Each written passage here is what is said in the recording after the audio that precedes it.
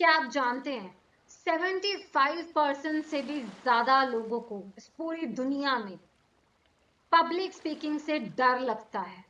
Research हुई थी जिसमें ये पता चला कि fear of death comes at number second position and जो फियर ऑफ पब्लिक स्पीकिंग है comes at number one position. क्या आप चाहते हैं कि ऑडियंस बैठी हो सामने और आप कॉन्फिडेंटली उनके सामने अपनी बात को रख पाए? चाहते हैं ना? बस आपकी इसी चाहत को पूरी करने के लिए मैं लेकर आई हूं आपके लिए पब्लिक स्पीकिंग मास्टर क्लास का ये एक वीडियो। इस वीडियो में हम जानेंगे पब्लिक स्पीकिंग के फियर के सिम्टम्स, उसके कॉजेस क्या कारण हैं, ताकि हम उन कारण को पहचान कर उनको बीट कर सके। और टिप्स टिप्स में आपको सब कुछ मिलेगा। Audience engagement tips, body language tips, content preparation tips and so on and so on. तो आइए बढ़ते हैं। तो चलिए स्टार्ट करते हैं हमारे सिम्टम्स से। सो पब्लिक स्पीकिंग के फियर के सिम्टम्स 3 कैटेगरीज में डिवाइडेड है। Number 1 is physical symptoms, number 2 is psychological symptoms and number 3 is behavioural symptoms. So physical symptoms आपकी स्क्रीन पर हैं कि हमें किस तरह के फिजिकल सिम्टम्स फेस करने पड़ते हैं पब्लिक स्पीकिंग के दौरान। अगर आपको डर लग रहा होता है तो पसीना आने लगता है, बॉडी कांपने लगती है, हाथ कांपने लगता है, स्पेशली दिल की धड़कनें बढ़ जाती हैं, सांस ऐसे लगता है सांस नहीं आ रही है, उल्टी जैसा महसूस होने लगता है, ऐसे लगता है मतलब खड़े भी नहीं रह सकते, इतने कमजोरी से फील, इतनी थकान फील होने लगती है। और पानी दे दो यार, गला सूखने लगता है, पानी की इच्छा होने लगती है पीने की, चेहरा एकदम लाल सा हो जाता है, आवाज कांपने लगती है, बोला नहीं जाता। ये फिजिकल मैनिफेस्टेशंस है for the fear of public speaking. Now is psychological symptoms for the fear of public speaking. लोग जज करेंगे यार, नेगेटिवली जज करेंगे, बुरा भला बोलेंगे यार, मेरा मजाक उड़ाएंगे। इस तरह के सिम्टम्स हमें साइकोलॉजिकली फील होने लगता है कि ख्याल आने लगता है हमारे दिमाग में कि वो हम पे हंसेंगे, हमारा मजाक उड़ाएंगे, हमें देख रहे हैं, साथ वाले के साथ बैठकर हंस रहे हैं, मैंने देखा वो हंस रहे हैं, किसी और बात पे भी हंस रहे हो पर आपको लगेगा कि वो मुझ पे हंस रहे हैं, और आपका कॉन्फिडेंस डाउनफॉल हो जाएगा।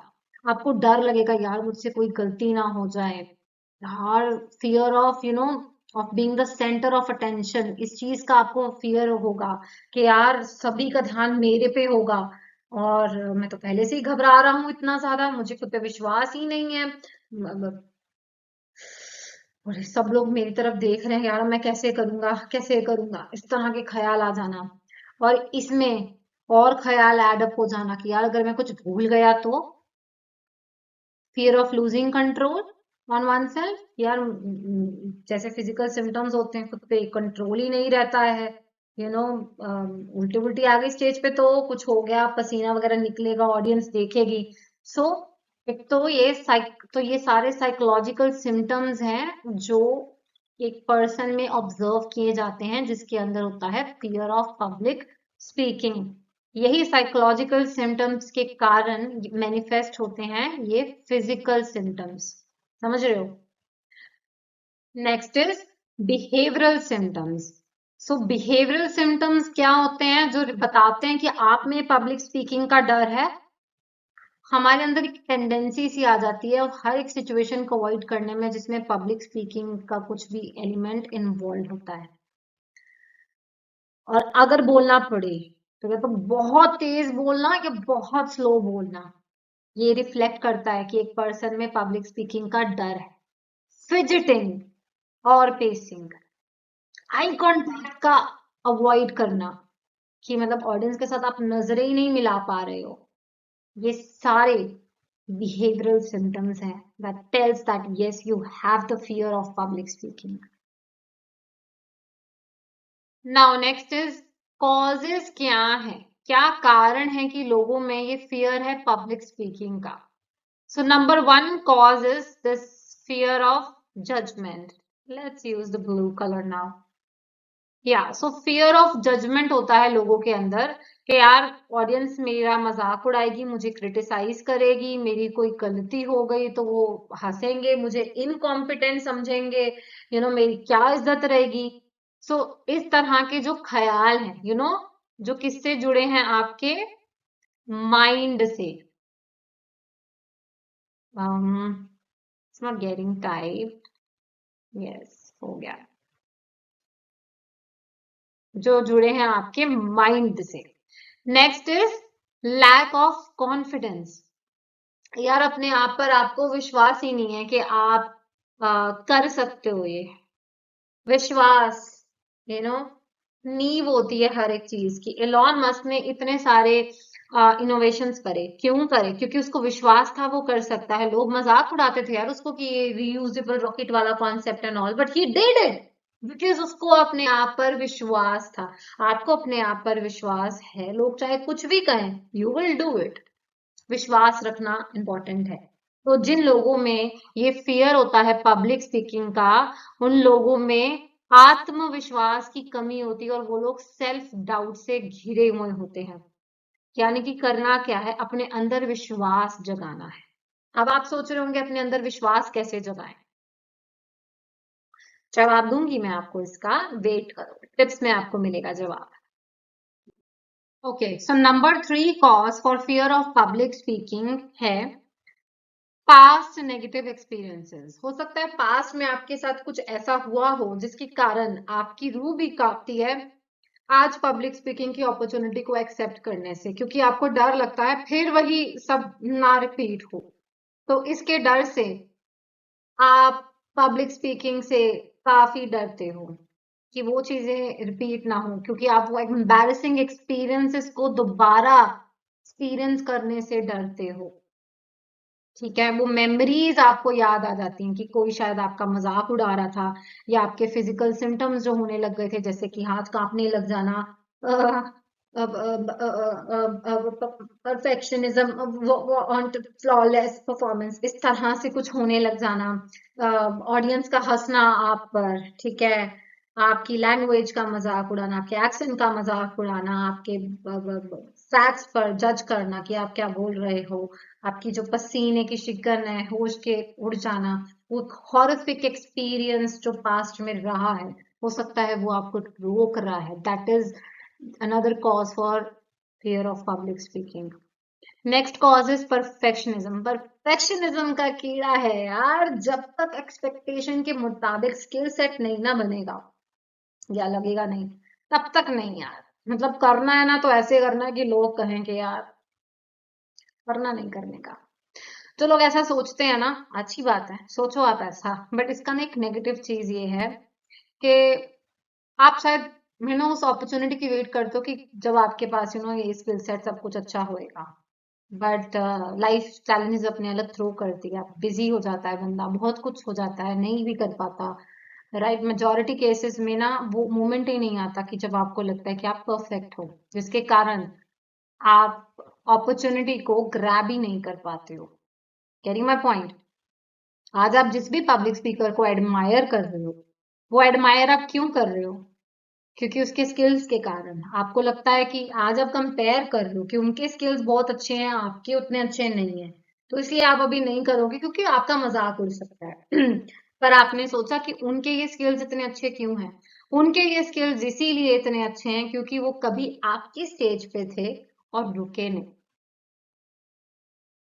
उनको भी कांपना ऐसा कुछ महसूस होता था, पसीना आता होगा, प्रॉब्लम्स होंगी, जैसे बोलते हुए करके बोलना। मैं खुद करके बहुत बोलती थी।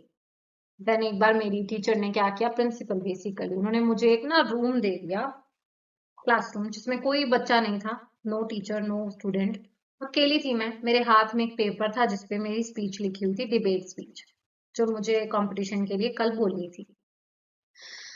तो उन्होंने बोला इसको रिहर्स करो, तब तक रिहर्स करो जब तक तुम्हारा ये खत्म नहीं हो जाता और तुमको स्पीच अच्छे से याद नहीं हो जाती।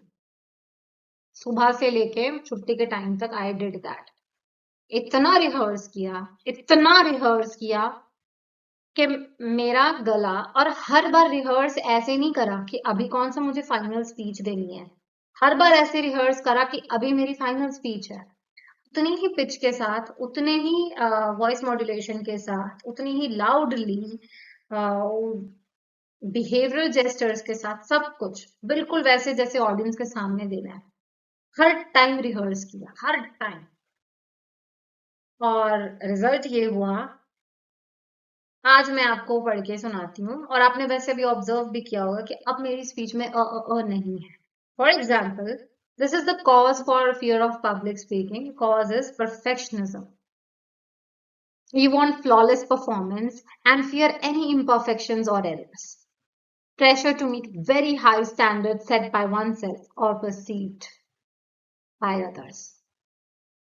क्या मैंने इसमें कुछ किया? नहीं किया। वॉइस मॉड्यूलेशन भी था। ये कैसे आया?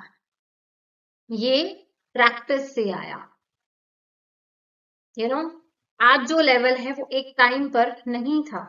लाइकवाइज आज जिस भी स्पीकर को आप एडमायर करते हैं, उसके पास जो लेवल आज है वो उससे पहले नहीं था। कोई भी कंपनी है आज अगर $1 बिलियन का बिजनेस कर रही है, तो शुरुआत से पैदा होते ही वो $1 बिलियन की नहीं थी। Amazon तो शायद एक बहुत छोटे से, पता नहीं, आई थिंक गैराज से स्टार्ट हुआ है और फ्रॉम वेयर एवर, बट छोटा सा केबिन था, मैंने फोटोज वगैरह देखी हैं। बने ना आज इतने बड़े, इतने रेपुटेड, क्यों?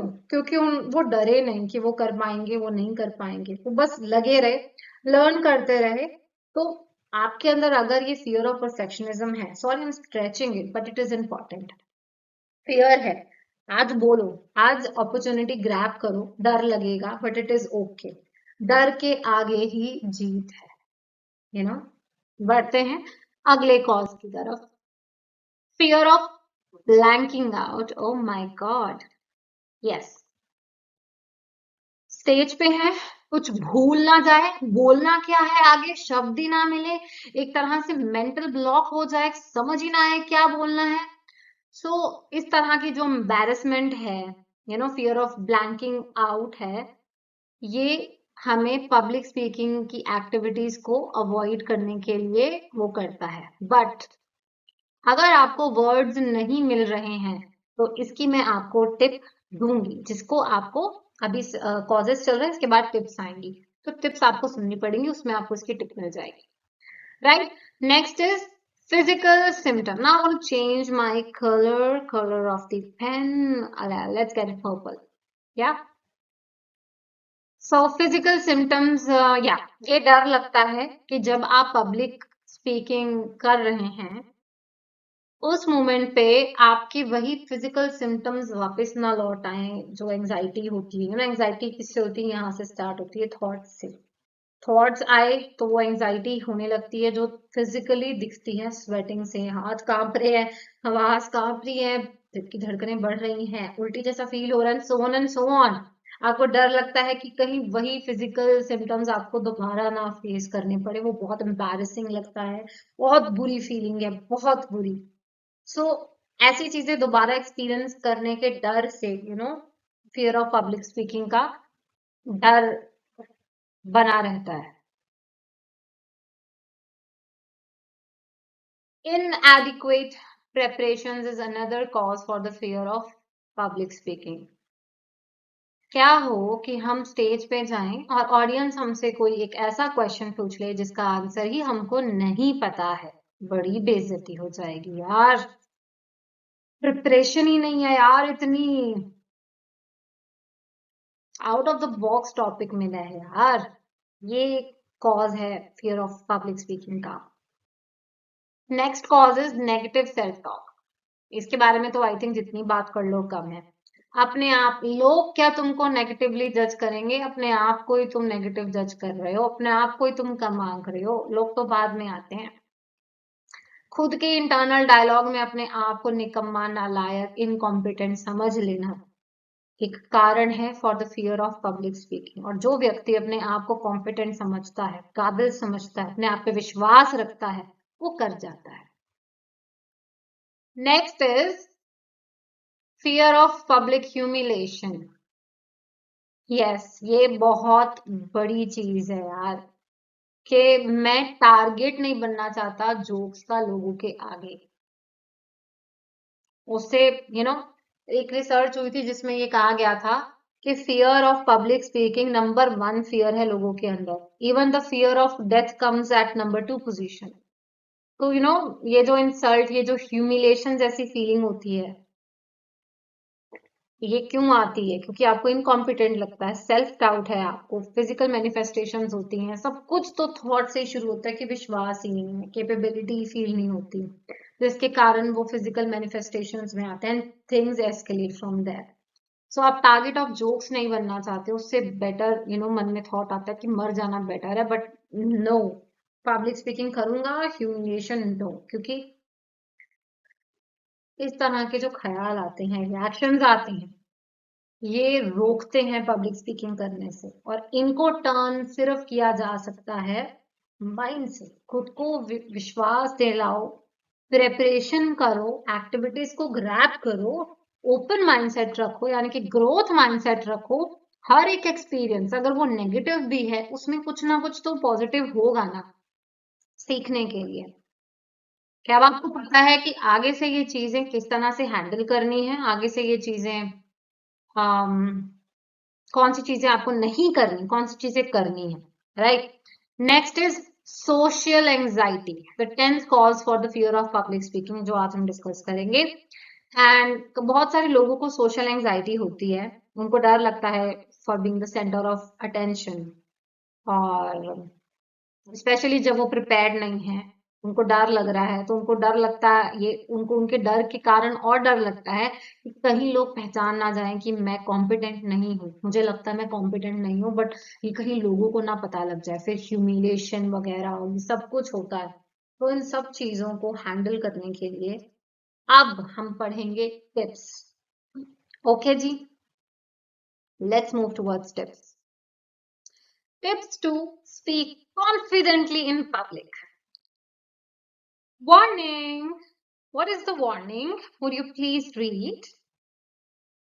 You have to follow all these tips for improved public performance. Not following these tips will not overcome your fear of public speaking. So ये वार्निंग है दोस्तों कि इन टिप्स को अगर आप फॉलो करोगे तो आपकी पब्लिक परफॉर्मेंस, आपकी पब्लिक स्पीकिंग स्किल्स जरूर इंप्रूव होंगी, क्योंकि ये प्रैक्टिकल एक्सपीरियंसेस से आती हैं और आपको बहुत कुछ सिखाती हैं। इन टिप्स को अगर आपको फॉलो नहीं करने का इरादा, ना ऐसे ही देख रहे हो, तो फिर वीडियो को देखने का कोई फायदा नहीं है। अगर आप अपने आप को इंप्रूव करना चाहते हो तो वीडियो को आगे देखो। सो यस, पहले है content and psychological tips for public speaking. पहली टिप है अपनी ऑडियंस पे फोकस करो। अपना डर से, रिमेंबर, डर पर फोकस हटाकर ऑडियंस पर फोकस लगाओ। कहाँ फोकस लगाना है? ऑडियंस पर फोकस लगाना है। कहाँ फोकस लगाना है? ऑडियंस पर। ठीक है, ऐसा करने से आप अपनी खुद की एंजाइटी से हट जाओगे, डिस्ट्रैक्ट हो जाओगे। आपका ध्यान रहेगा अपनी ऑडियंस को वैल्यूएबल इंफॉर्मेशन देने का। और जहां पर फोकस होता है वहीं पे एनर्जी होती है। अगर आपका फोकस आपकी एंजाइटी पर है तो वो एंजाइटी पर ही सारी एनर्जी, थॉट्स लगेंगे और वही मैनिफेस्ट होके दिखेगा। बट अगर आपका फोकस है आपकी ऑडियंस को सिखाने का, कुछ उनको वैल्यूएबल इंफॉर्मेशन देने का, तो डेफिनेटली आपका पब्लिक परफॉर्मेंस अच्छा जाएगा। ठीक है, अब ये कैसे किया जाए? Think about what your audience wants to learn and hear from you. आपकी ऑडियंस आपसे क्या सीखना चाहती है? आपका XYZ टॉपिक है, राइट?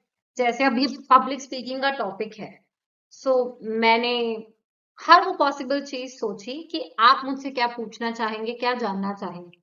उस हिसाब से मैंने इस स्पीच को बनाया ताकि आपके क्वेश्चंस के आंसर दिए जाएं। बिल्कुल ऐसे ही आपको करना है आपकी स्पीच में। फोकस ऑडियंस की तरफ रहना चाहिए, अपनी एंजाइटी की तरफ नहीं। नेक्स्ट टिप है प्रिपेयर योर कंटेंट एंटीसीडेंटली, यानी कि पहले से अपना कंटेंट प्रिपेयर करके रखो। क्यों? क्योंकि जो नॉलेज होती है ना, और जो आपने पहले से पढ़ लिया, एंड मोमेंट पे आप कहो मुझे तो कुछ पता ही नहीं, मेरी स्पीच है, तो वो अंडर कॉन्फिडेंस फील करवाती है। बट अगर आपने पहले से पढ़ लिया, यू विल फील कॉन्फिडेंट। अब किस तरह से अपने कंटेंट को प्रिपेयर करना है? स्टडी करो अपने टॉपिक को डेप्थ में। ऐसा नहीं है कि ऊपर ऊपर से पढ़ लिया। जब वो ऊपर ऊपर से पढ़ोगे तो आपको रहेगा कि कई ऑडियंस मुझसे कोई ऐसा सवाल ना पूछ ले जिसका जवाब मेरे पास ना हो, तो उस चीज की एंग्जाइटी होने लगती है। तो उस चीज को नलिफाई करने के लिए आपको अपने टॉपिक को ऐसे स्टडी करना है जैसे आप इसकी पीएचडी करने लगे हो, और अपने टॉपिक को स्ट्रक्चर करना है। कंटेंट जो भी आपने इंफॉर्मेशन ली, फॉर एग्जाम्पल wait यार, intro, there should be an proper intro, okay, then there is this body जिसमें आप अपने सारे पॉइंट्स को लिखोगे, कि आप में लिखोगे और बोलोगे भी कि ये पॉइंट्स मैंने इसमें कवर अप करने हैं। देन इज कंक्लूजन, कि ऑडियंस का इसमें टेक अवे क्या है। तो इन चीजों में आपको अपनी स्पीच को स्ट्रक्चर करना है। ध्यान रहे, वर्ड्स और लैंग्वेज वही इस्तेमाल करें जैसे आपके ऑडियंस का लेवल है, ठीक है। बेस्ट रहता है अप्रोच कि आप सिंपल वर्ड्स का इस्तेमाल करें, क्योंकि वो उसको भी समझ में आ जाएंगे जिसको जिसका लैंग्वेज पे ग्रास्प कमजोर है, और उसको भी आ जाएंगे जिसकी स्ट्रॉन्ग है। सो सिंपल वर्ड्स का इस्तेमाल करें। Next is practice. Practice makes the man perfect. Practice बहुत जरूरी है, और हर बार प्रैक्टिस ऐसे कीजिए जैसे ये आपका फाइनल परफॉर्मेंस है, तो फाइनल परफॉर्मेंस में बहुत इंप्रूवमेंट आ जाएगा। नेक्स्ट टिप है, इंस्टेड ऑफ फीलिंग स्कैर्ड, डरना की जगह आपको क्या करना है? स्पेशल फील करना है। यार मुझे क्यों दे दिया टास्क पब्लिक स्पीकिंग का, अपने आप को अनफॉर्चुनेट समझने की जगह स्पेशल फील कीजिए कि आपको ये मौका मिला है किसी की लाइफ में लाइट बनने का। उनको एक टॉपिक जो आपको मिला है उसके बारे में कुछ ऐसा सिखाने का जिससे उन लोगों का फायदा हो सके, और उनकी लाइफ में गोल्स अचीव करने में कोई हेल्प हो सके। वैल्यू ऐड करने की तरफ आपको फोकस करना है, ठीक है। तो जब आपका इंटेंशन ये रहेगा, आपकी ऑब्वियसली सारी एनर्जीज लगेंगी उस गोल को फुलफिल करने में, उस इंटेंशन को फुलफिल करने में, जो आपकी परफॉर्मेंस को फिर इनहैंस भी करवाएगा, ठीक है। आपको ये समझने की जरूरत है कि आपकी जो ऑडियंस है वो आपका मजाक उड़ाने के लिए नहीं आ रही, वो आपसे कुछ सीखना चाहती है, इसीलिए वो आपकी ऑडियंस है, ठीक है। और आपका ये कर्तव्य बनता है कि आप उनको सिखाएं, ठीक है, उनको कुछ वैल्यूएबल इंफॉर्मेशन दें। नेक्स्ट इज, कुछ एक्शन स्टेप्स होते हैं जो आपको फॉलो करने हैं बिफोर योर पब्लिक स्पीच। सबसे पहली बात तो आपने प्रिपेयर कर लिया अपना कंटेंट, पर उसके बाद भी ना ये घबराहट, ये नर्वसनेस, ये बेचैनी नहीं जा रही है। अपनी जो नर्वसनेस है उसको काम करने के लिए, रिलैक्स्ड महसूस करने के लिए आपको लेनी होंगी डीप ब्रेथ। इनहेल करना है आपको अपनी नोज से, कितने सेकंड के लिए? 5 सेकंड्स में आपने अपने इनहेलिंग करनी है, गैप में ऐसे hold for 5 second. Now exhale from mouth. या इस तरह की एक्टिविटीज आपको, मतलब इस तरह की डीप ब्रीदिंग एक्टिविटी आपको 5 बार करनी है। रिमेंबर, इसका एक रूल है जो मैं आपको बता दूं। रूल इसका ये है कि आपको चेस्ट में जब आप इनहेल कर रहे हो तो आपकी चेस्ट नहीं फूलनी चाहिए। अगर आपकी चेस्ट फूल रही है, बाहर आ रही है, that means you are doing it in the wrong way. So what is आपका जो डायफ्राम है, यानी कि आपकी चेस्ट और आपके स्टमक के बीच वाला एरिया, चेस्ट और स्टमक के बीच वाला एरिया, ये एरिया जब आप इनहेल करोगे तो ये बाहर को आना चाहिए। इनहेल करो, होल्ड, एक्सहेल। इस तरह से भी आप कर सकते हो 5 बार, अगर आपको झटकों में नहीं करना, राइट। टाइम नोट कर सकते हो, इनहेल करो, स्टॉप, एक्सहेल, डायफ्राम बाहर आना चाहिए। तो इस तरह का ब्रीदिंग मेथड होता है, right, right, okay. So next time, so next चीज ये है कि ये चीज क्यों करनी है, क्योंकि जब हम नर्वस फील करते हैं ना, हमारी बॉडी का फाइट और फ्लाइट मोड एक्टिव हो जाता है, जिसके कारण हमें स्वेटिंग, शेकिंग, रेसिंग हार्ट यानी दिल का जोर जोर से धड़कना महसूस होता है। तो अपने आप को काम करने के लिए deep breathing is very effective. Number 2 चीज जो यहाँ नहीं मेंशन है that you can follow is sipping a glass of water. ठीक है, एक पानी का ग्लास लो, मतलब पानी पियो, और उस पानी को पीते समय ना बस अपने बारे में पॉजिटिव सोचो कि today you are going to do your best, आज बहुत अच्छा करोगे, I am confident, I can do this, I am good at public speaking. I am gonna make the most of this opportunity to add value to the lives of my audience. I am blessed. God is with me. Everything will be good. The speech will be good.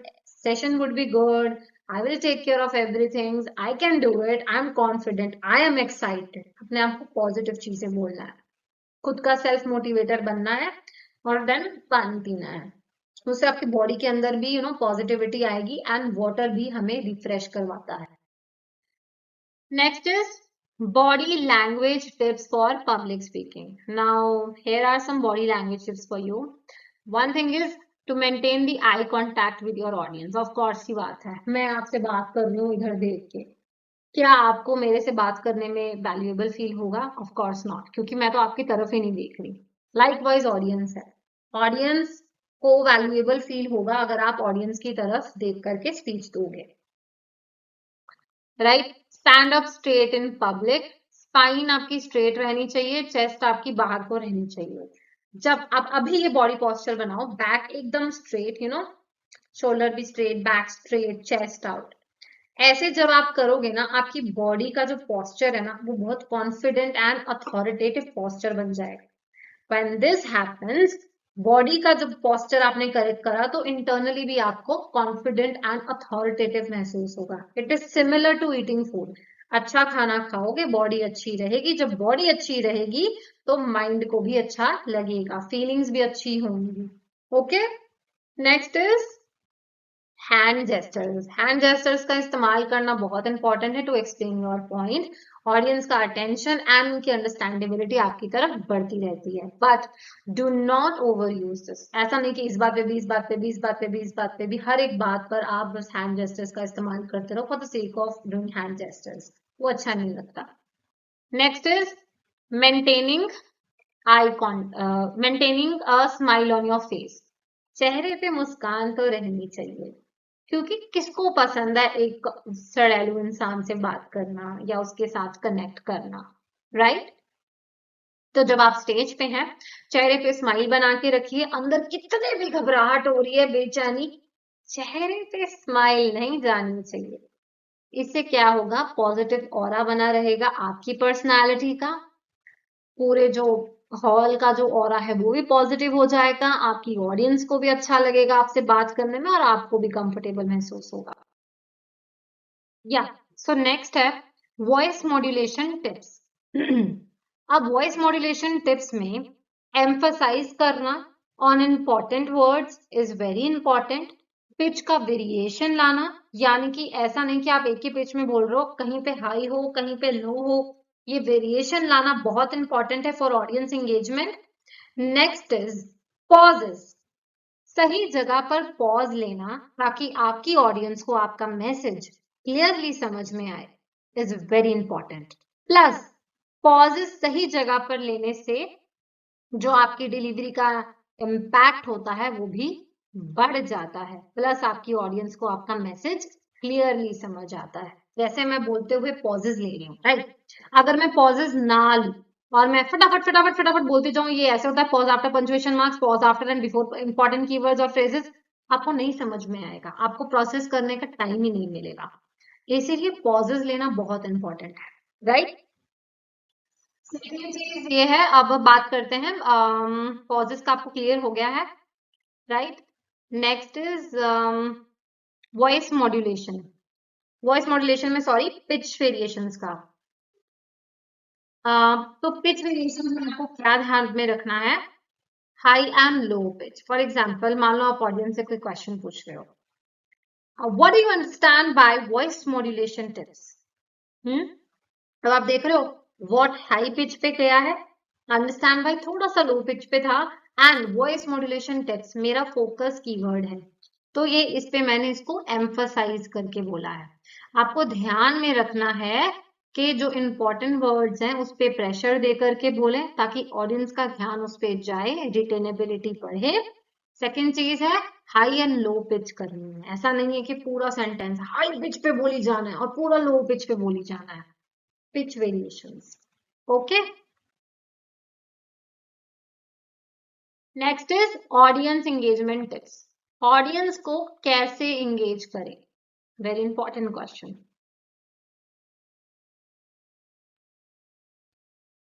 Make it a two way speech. ऐसा नहीं है सिर्फ आप ही बोलते जा रहे हो, audience तो कुछ बोल ही नहीं रही है, वो सुनेंगे फिर वो बोर हो जाएंगी, right? What you have to do is audience को एंगेज करना है आपको।